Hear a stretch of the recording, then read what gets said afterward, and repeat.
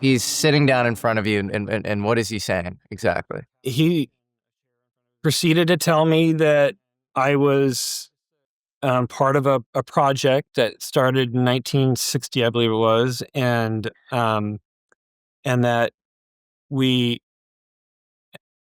it's the genesis of it was in 1947. We came in contact with an alien species, and in 1960 they started a project. It was called Project Preserve Destiny, and it was designed to genetically manage fetuses, human fetuses, so that they would have the heightened ability to do this particular thing that I was going to school for.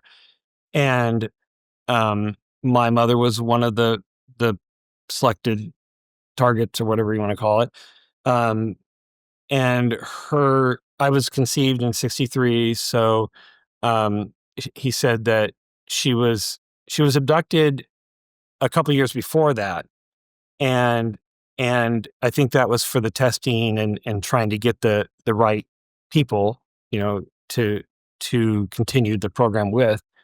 And so in 1963, when she was had me, in term, they abducted her again, and they did the genetic management. That was his words, genetic management. What that means, is up to interpretation, I guess.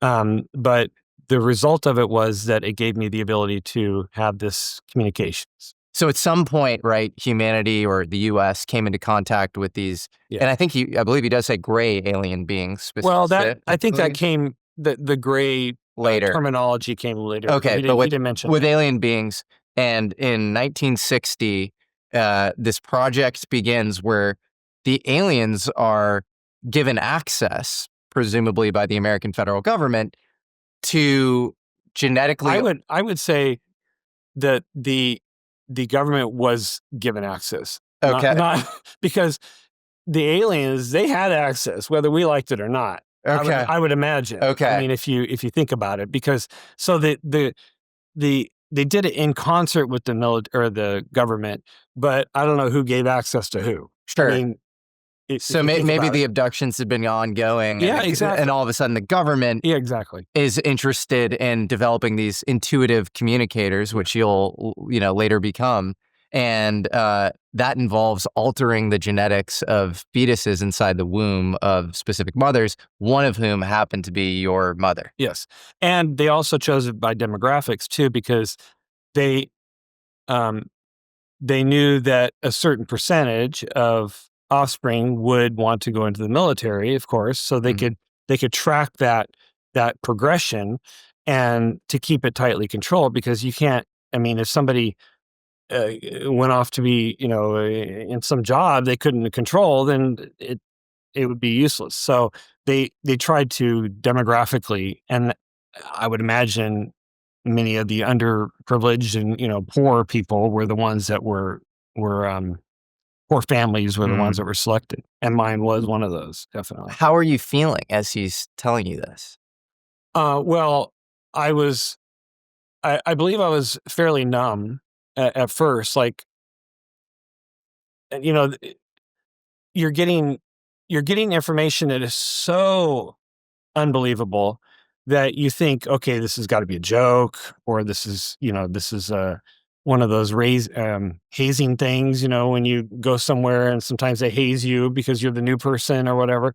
I mean, that did cross my mind, but in general terms, I was very numb to the situation until at the end it started to gel. Like, this is not a joke, because he would have probably revealed it by now. And so, and I'm in the NSA complex. This is not some office in some base somewhere where they could do that type of thing, and joke with you.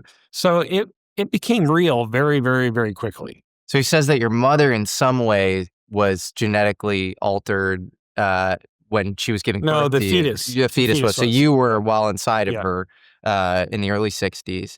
And that was in order for you to become an intuitive communicator who is basically able to receive messages from Well, alien receive and beings? transmit. Receive and Yes. transmit. Yeah. Yeah, communicate basically, back and forth. And he's telling you all of this? Yeah.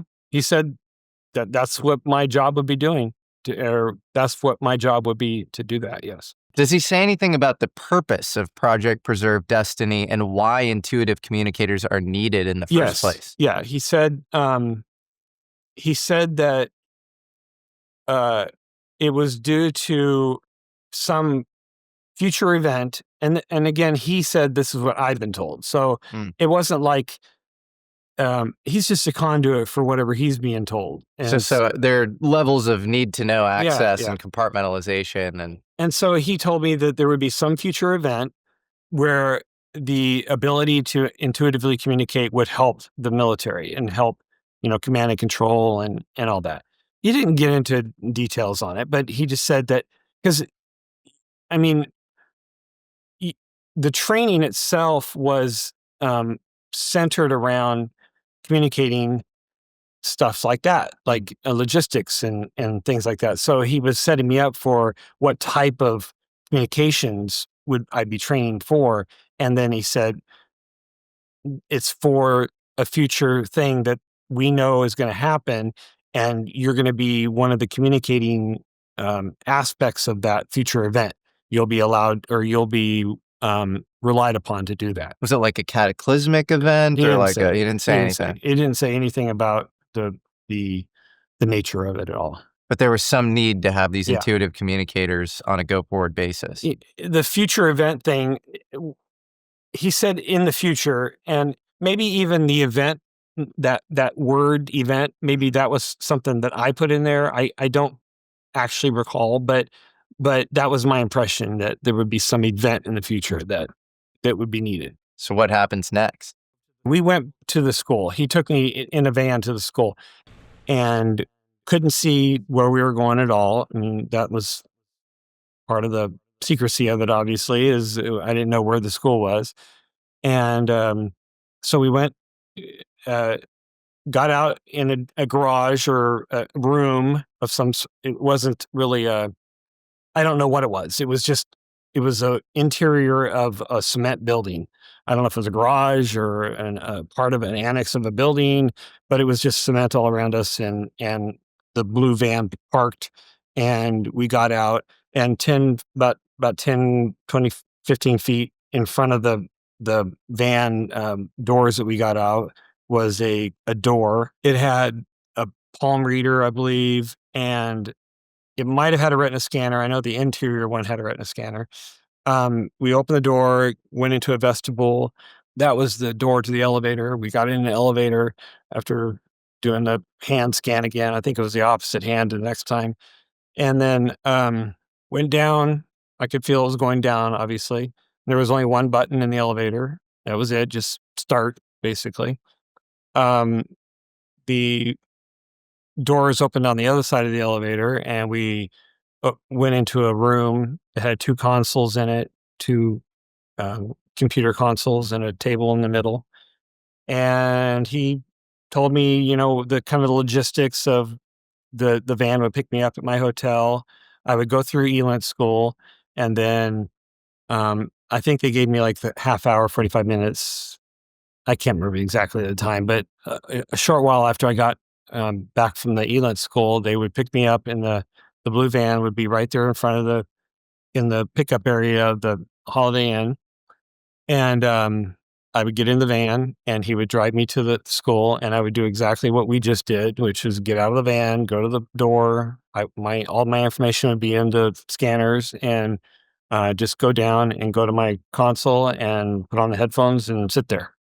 And that would be my task every time. And what are they telling you to do when you're sitting there with headphones on? Well, the instructor was through the headphones, and he told me also there would be some pills that I would take.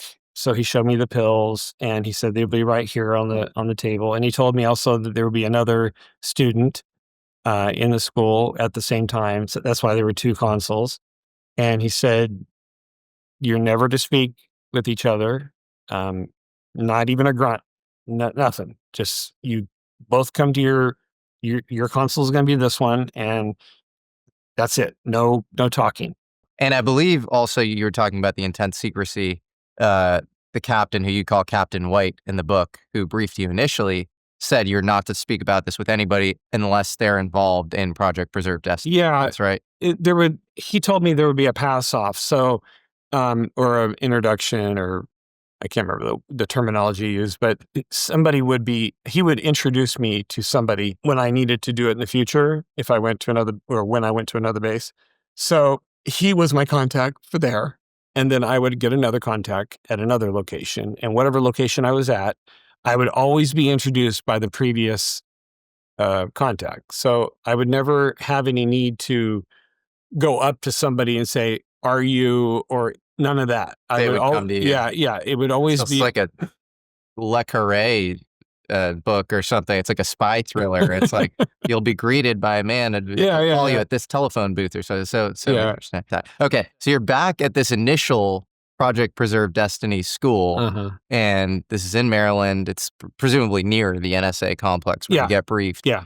And you're underground. You have your headphones on. What instructions do you get through the headphones?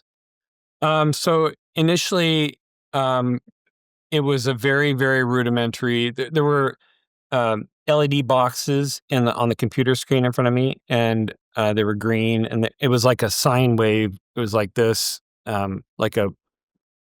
it's a typical. I don't know if people know what a sine wave is, but Sine wave looks like a sideways S. yeah, exactly, with the with a green line going through the middle, and so I would have 10 of those boxes in front of me on the computer screen, and he said, for now, initially anyway, he said, I just want you, I'm going to play a tone, and I want you to mentally hum that tone. Don't audibilize it. Just mentally do it. Don't use your vocal cords in any way, shape, or form. Just mentally hum that note, or that note. And so that's what I did for days, a few days at least. And it was torture. It was basically torture. Just listening to one tone and mentally humming it. How many hours?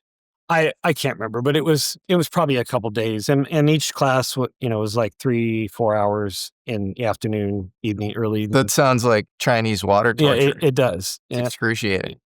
I would definitely ascribe that term. And anyway, so it was a mentally hummed tone, and then he told me to concentrate on the first box while I was doing it. So I would look for he said, look for movement in the box, on the sine wave of the first box.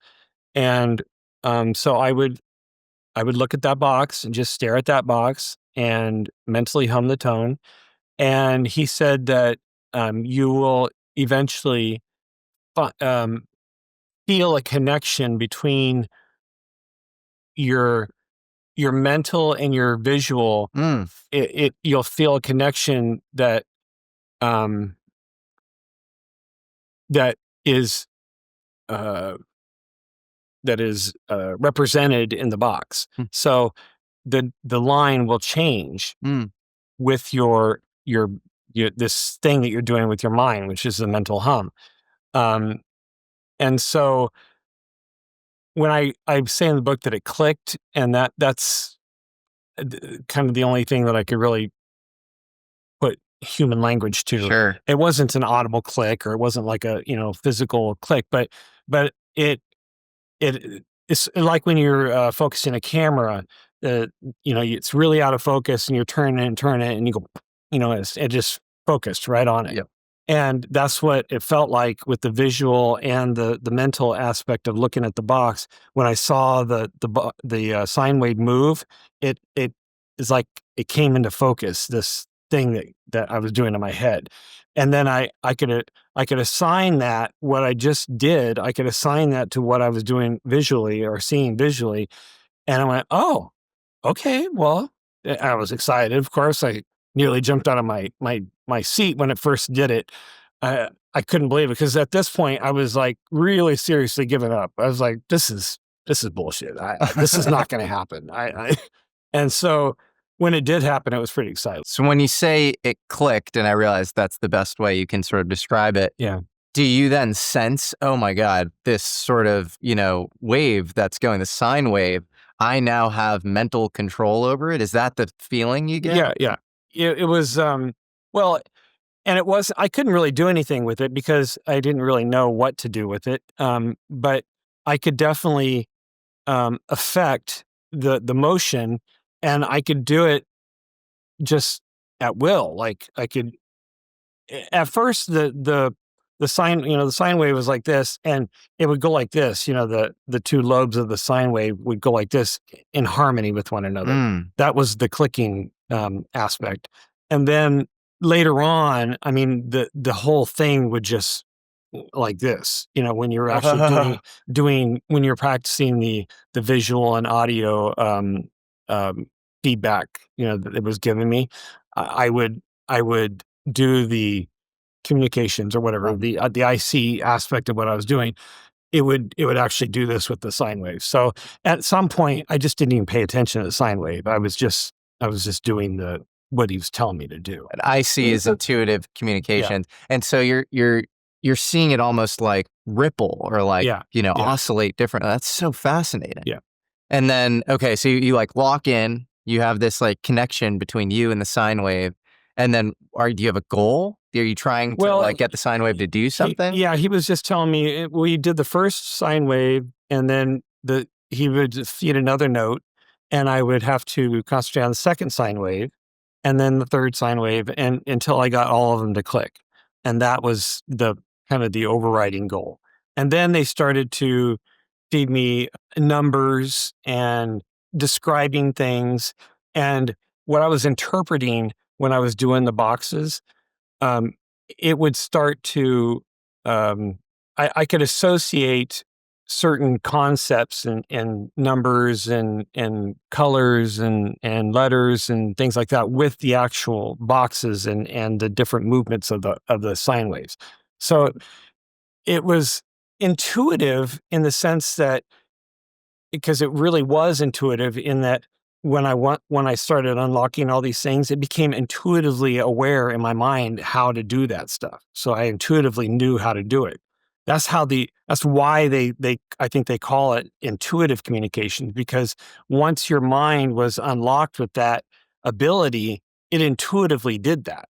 Yeah. It intuitively was able to communicate whatever it needed to communicate. So you have a bunch of boxes with sine waves in them, and then you're somehow associating the movements of the sine Well, waves. the clicking was the only really thing that I was associating. That was the tool by which we could do the clicking, or to unlock that particular tone and that ability to intuitively communicate at that, whatever they called. I don't even know what they called it at whatever levels those were. And then part of the goal for you was like flattening the sine wave, right? So it was Yes. getting the sine wave to basically the amplitude to lower into the sort of center of the box. Is Yeah, that and right? that was just a concentration exercise, I think, on the actual note, because I clicked it, and so that was the clicking, it would move, and then I was um, instructed to move it further, to move that note, but do it further. And so that was the feedback I was getting, the visual feedback. I could kind of correlate it with what I was doing in my mind. And so I could get a more focused maybe of that note.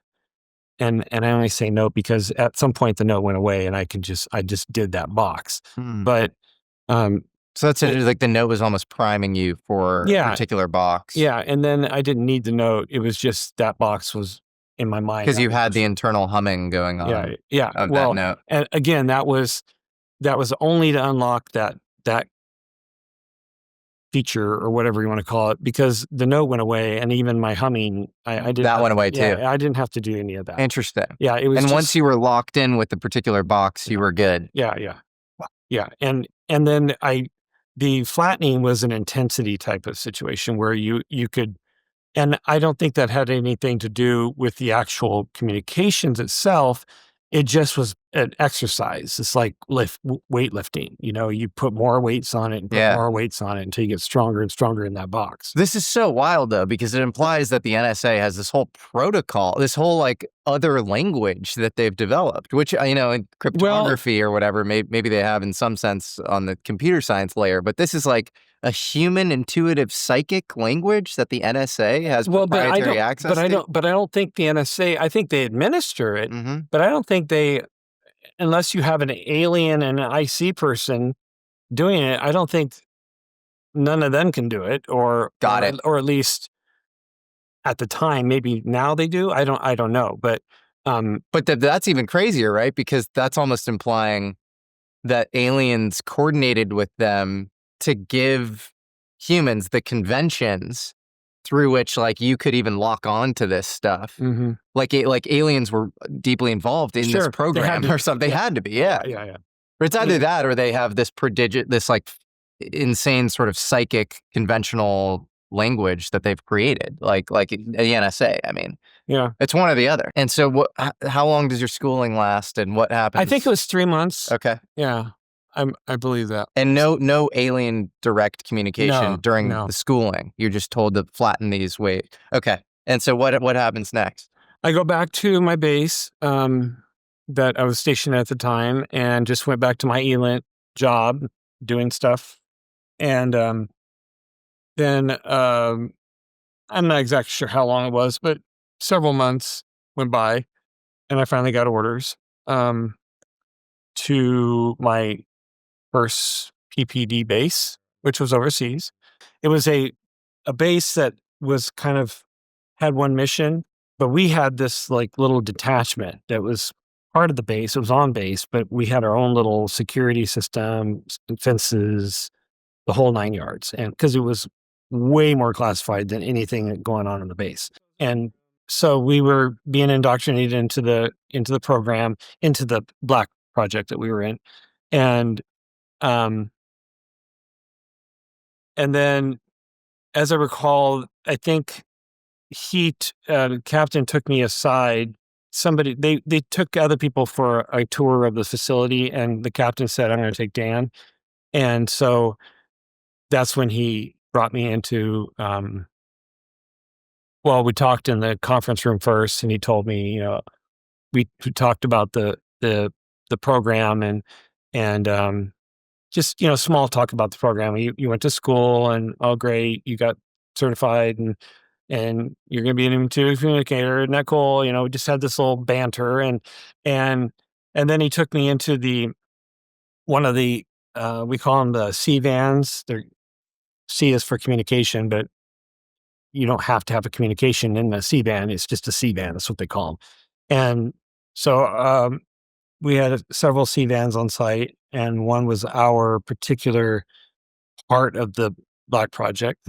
And so he took me in there. It's a 2-person van. For security reasons, there always has to be 2 people in the van at all times, other than a little bit of bathroom break here and there. And I asked about the other aspect of my job, the Black project. He said, "Don't worry about that. Other people will talk to you about that. I'm going to talk to you about the Gray project." And so he showed me how to open the screen, and I already knew how to do all this from the previous time, but he maybe thought I didn't. I don't know, or he didn't know that it was the same system. But he showed me how to bring up the box, the communications box, and just went over the logistics of it. How I would be with this other guy, but we couldn't intermingle as far as, he didn't know about this. And we had what was called left seat and right seat. Same like, for pilots, they have the left seat and the right seat. We had that too. The left seat was the different aspect of the Black project job. And the right seat was another aspect of the Black project. But then also mine was the Gray project. And in my computer, I had that thing that I could open up the dialog box. Okay, so you are sitting at this sort of terminal. Does it look basically the same as, the NSA complex that you were in? Or? I can't remember, but I think they all had about the same. Like the basic? These big Sun or Spark. I think they were Spark monitors that we had. Yeah. And so you are in this van is that's your workstation now, and you take the pills, and then what are you told to do?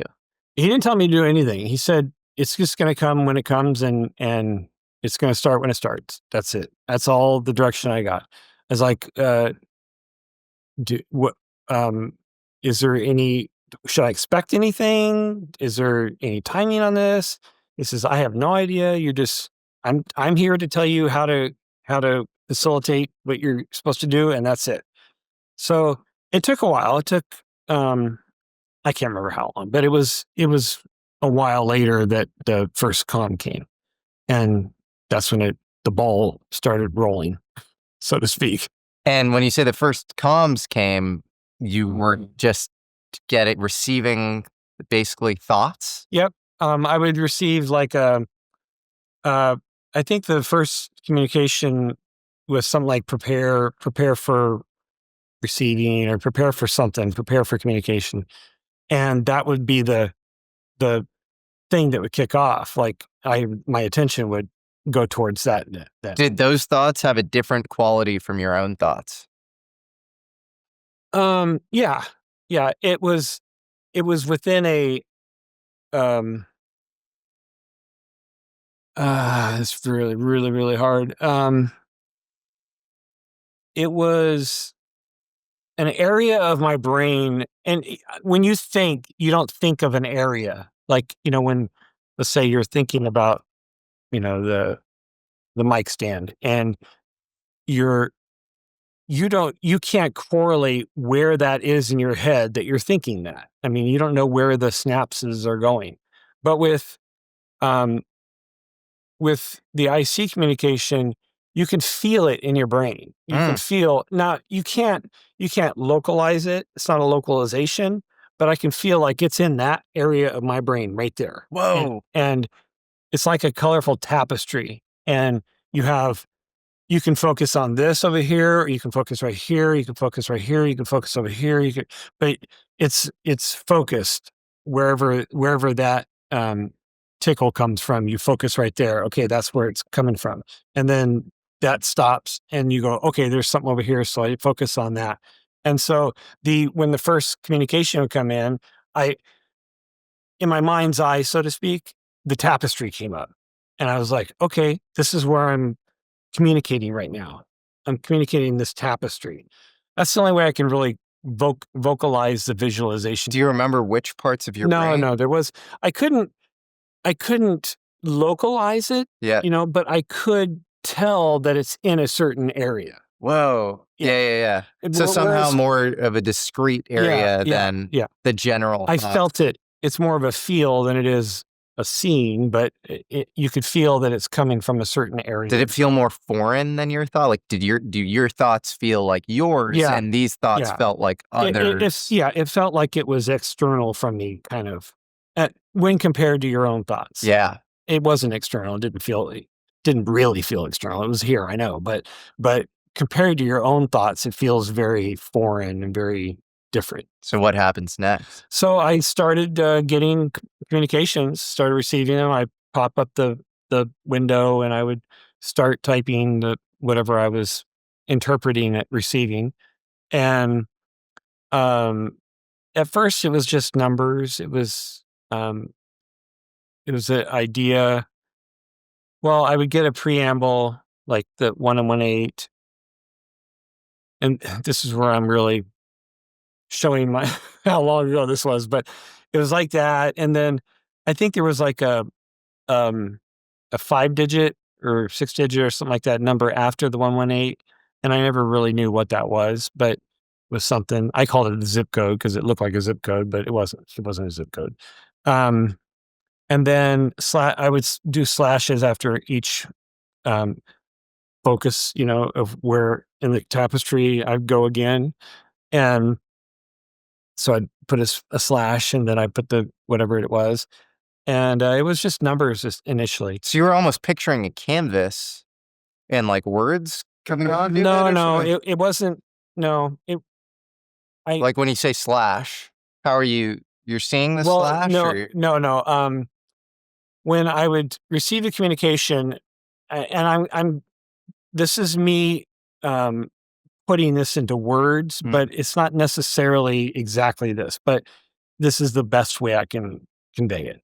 There's this area in my brain or in my thoughts, and it's like a tapestry that has a lot of depth, and it can be very colorful. I think that's just my interpretation of what's going on.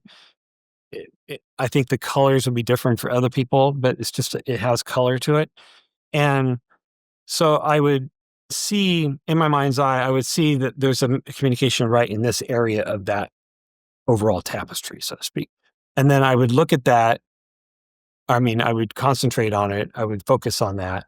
And that would be a communication. And it could be an image, it could be a number, it could be a feeling, a smell, it could be anything. It could be whatever we can convey in communication. Like I could make a smell here and I can communicate that to you. Well, that smell would be communicated to you. And I could do that in that too. I could actually, although I don't think I ever did, but I think I could actually get a smell through that. I could get any type of communication through it. So I would look at that, focus on that, and then I would convey that. And then I would put a slash, and then another area would come into focus, and I would focus on that, and then put that communication down, put a slash, and then another area would come up, and I would put a slash. So I would get these different communications through these different focuses, so to speak. And when you say put a slash, are you On the computer. on that you're I would typing? type the computer. So you think and then you type. I would receive, Yeah. and type it, whatever it was that was in that little area of the communication. Okay. And then I would put a slash when that was over or done or went on to another one. So they were concepts that were in different bytes, so to speak. So as soon as you comprehended a particular concept, you would put a slash and then you'd get another communication. But I would see it, not visually, but I would know that was there. I could feel it in another area, and I would concentrate on that, and I could get that. And were you thinking in words or were you thinking in concept when you were receiving? Yeah, I would have to. I mean, images because we're humans, so you'd have to translate it immediately. Yeah. Exactly. Well, it wasn't so much a translation. Like, would it come through in words? It would come through in that. Okay. It would come through in that, whatever it was that I was reporting. Yeah. Like in that area, I would see the numbers. I would see 4, 5, 7, 8, 2, and I would type that. And then later on, when I started getting visual stuff, I would see like one time I saw a missile being launched, or not. It wasn't a missile; it was a rocket. And I could see around the payload area. I could see the seams and like it had blown up. I could actually see that in that tapestry, so to speak. And so I would describe that. I mean, like rocket blowing up, and I mean, you could get into a higher or a lower level of detail depending on how much time you had to type. And the visual wasn't there for long either. It would just come, and I would see it, and then it would fade out. Did you try to correlate the thoughts or messages you were receiving with real events? So like that rocket blowing up, did you look up, I mean, that's hard to do. You don't have the internet, but I did. There was it was in the news, I think. There was a Chinese launch of a rocket that had blown up.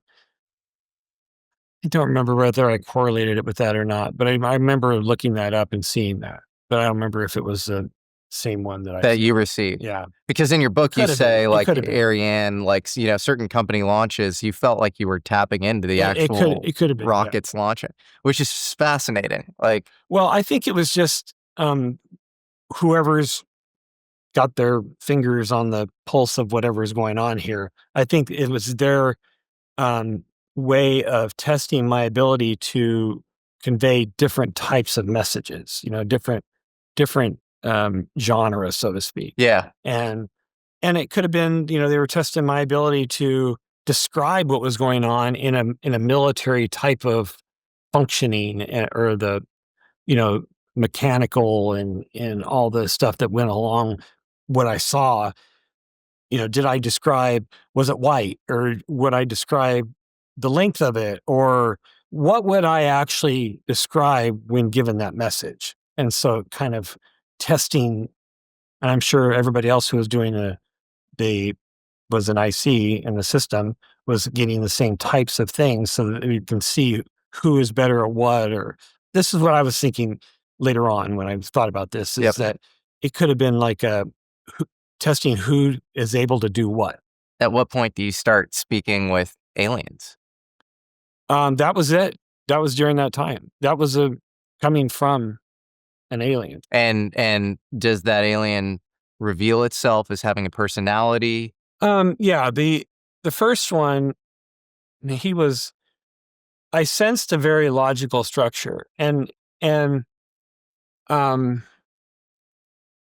I look back on it now. I don't think I really um, kind of. I didn't put it in the best words back when I wrote the book, but I look on it now, and I think it was the. I did say in the book that I think I said that he was very logical. It was very um, more structured. The communication was a little bit more structured, and it wasn't as, that tapestry that I talk about.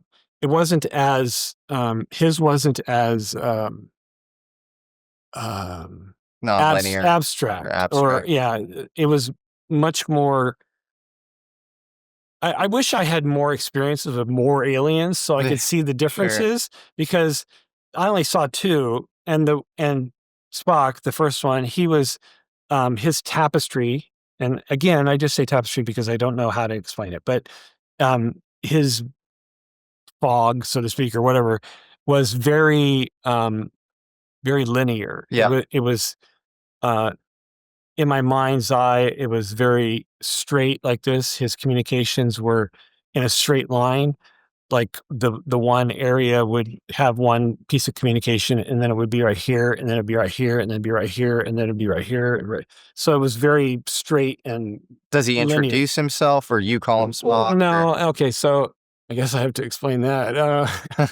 Um, the reason why, no, I never got a name from him or anything like that, but his communications were very logical. And so my friend and we were Star Trek fans, and I just thought it was funny just to refer to him as Spock. And I wasn't referring to him to anybody else. So the joke was lost on, on the world Yeah. until I wrote my book. But Did you in, address him directly when no, you're sending messages back? Did you address him as well, Spock, or? no, no, no, no. I never, no, I never said that. I, I don't even know if he would know who Spock was. Right. So We don't need do we maybe we don't even know it's a he? Could be yeah, a yeah, well, I think that, I guess no, but I did sense that it was a yeah. Okay. male energy. And Um, what is Spock saying to you? well, it was all very, very number oriented. It wasn't until I got to my second base that I started getting the imagery type stuff. But the first was very uh, Spock. Well, okay, so at the end of my time at the first base, I was doing a communication, I was receiving something, and the only reason that I would communicate back to him is like, "Can you repeat that?" or "Can you say that again?" or "Do that again." Um, there was no real back and forth, but I went into, and this is the hardest thing to explain, I think, and I say plain, but it was, um I wanted to ask him a question, so I was really hesitant to do that. I wanted to start asking questions, and I was trying to get up the courage to break from the formality of our communications so that I could ask a question. And I really didn't know how to do that intuitively. I didn't know what the protocol would be for that. I was receiving stuff, and I could actually convey messages back as far as feedback and stuff, but I didn't know what the formality would be to have an informal conversation, or or to ask something that had nothing to do with our communication. Mhm. So I think it was because I was so anxious or charged about it that I I asked him a question, but then it was the weirdest thing because it went into another. I say plane, but I can't really explain.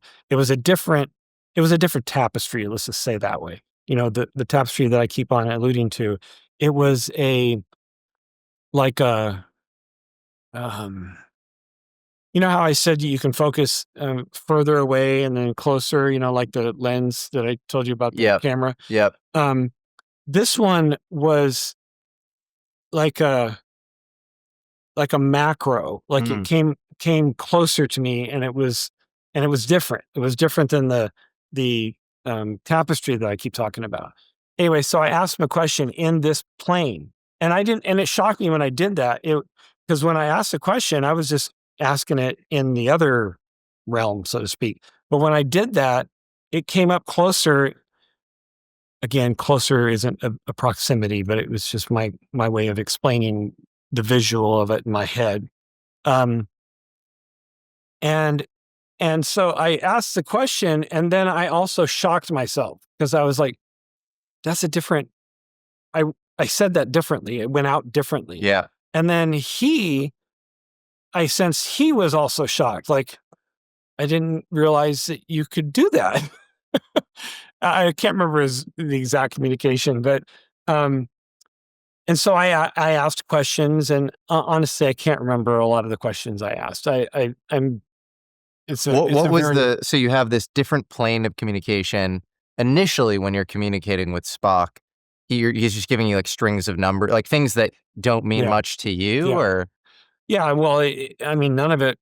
Well, until we got to the imagery part, none of it really meant anything to me. so it was like you were just relaying this information Yeah, just a to conduit. the NSA, Yeah, but you didn't really know what you were relaying. yeah, exactly. But then when I asked then I asked a question, and and again, I can't remember the name of what the question was, but um, he he seemed shocked, and I said, "Am I allowed to speak like this in this realm?" Or I can't remember how I said it, but like at this level. And he said, "Yeah, it's fine. And we just didn't realize that you could." And I'm paraphrasing, of course, my thoughts, but we just didn't realize that you could do that. And I was like, "Oh, okay. So is this okay?" And he goes, "Yeah, it's fine." Um, but he didn't want to. But again, he didn't want to chat, though. I mean, it wasn't a. I don't think it was in the purview of the program to chat with these people. It was, or these humans. It was just the testing that was going on. But I was able to ask, the questions I wrote in the book. That I had some questions and overall impressions of what I got from those questions. What are some of those questions that you asked Well, Spock? like the how do they get here? How do they travel?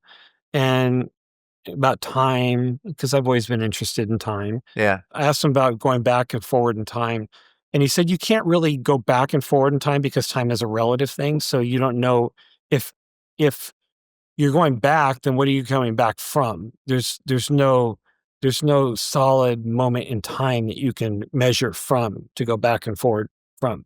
So, but he said you can go around time, and I didn't really understand when he was telling me that. Uh, I was not understanding what he was saying by saying that. I mean, there wasn't any, um, it wasn't a thesis written out so that I can analyze it. He just gave me the impression that you can go around time.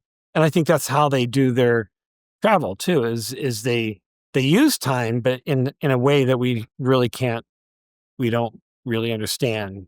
Could be like in a higher dimensional space or something. I mean, this is all, total Yeah, speculation, very. but like maybe, you think about the fourth dimension of time or time as humans know it, and it is this linear, permanently progressing Yeah, thing. You get in the river, that's the kind of yeah, metaphor, yeah, and you can't get out, yeah, But if you had a higher dimensional, temporal dimension or something, you might be able to, you know, jump in and out or so. Like think about actually like a tesseract.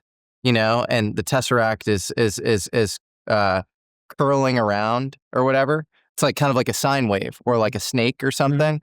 Um, and you think of that as, it's 3D, inside of it or whatever. So you have like north, south, east, west, above sea level, below sea level. So you have 3 degrees of motion. Mm-hmm. And, if you were you could hop from this part of the coil to this part of the coil or whatever. And that would be actually like a very short distance if you had some higher abstraction of time. Yeah.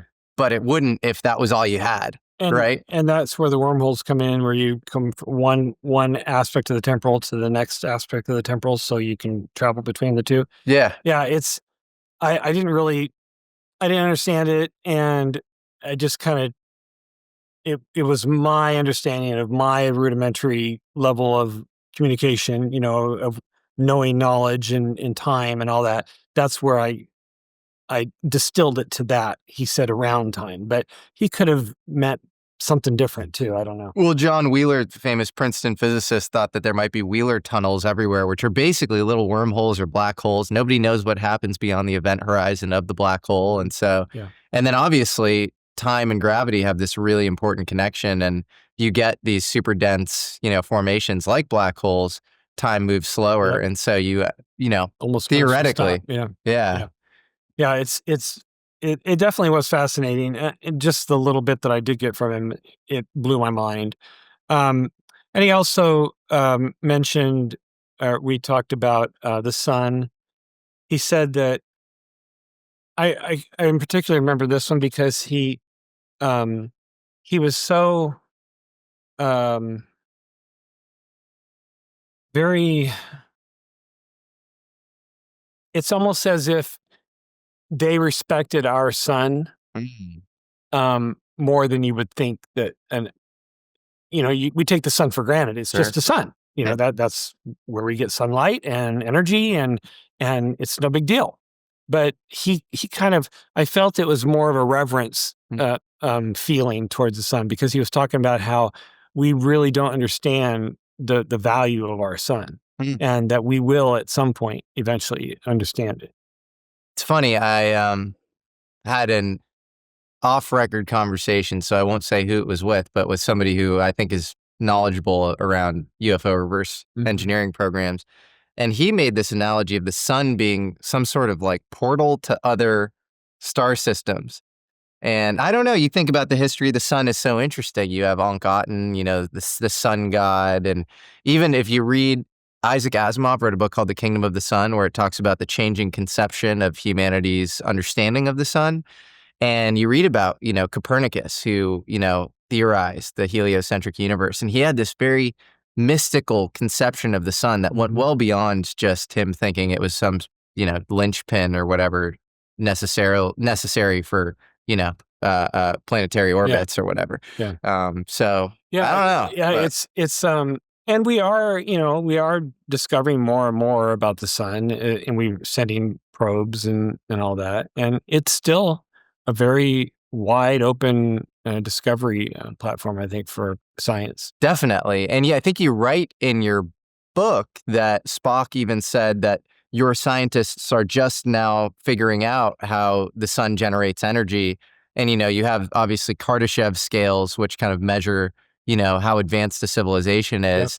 And, level 2 would be basically creating a Dyson sphere, which is harnessing the energy of the sun. So maybe Not in our lifetime, but maybe not in our lifetime, but I mean, the sun is a fusion generator. Yeah. And, Yeah. there are nuclear fusion startups now, which is, Yep. this controlled fusion is Yep. this holy grail of energy generation. So Definitely. So anyway, those are the kind of the highlights. It it wasn't a treasure trove of information, and I wish it was, because it would make the book a lot more interesting. That's for sure. But it was.